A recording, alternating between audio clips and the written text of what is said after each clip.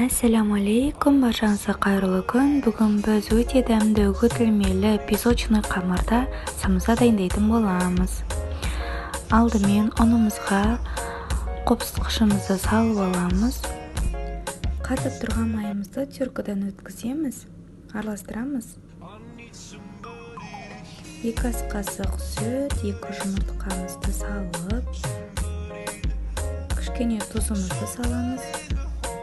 Қамыр илейміз. Қамырымызды холодильникке 1 сағатқа қойып қоямыз.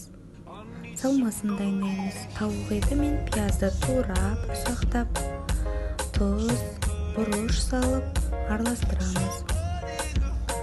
Қамырды бірнеше бөлікке бөліп, жайып шығамыз.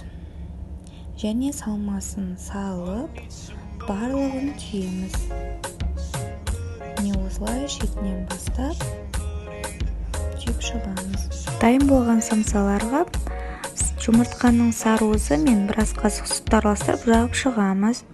Күнжотпен немесе мақпен әрлесеңіздер болады. 180 градуста 30-35 минут пісіріп аламыз. Біздің өте дәмді үгітілмелі самсамыз дайын болды. Барлығыңызға жасауға кеңес беремін. Астарыңыз дәмді болсын.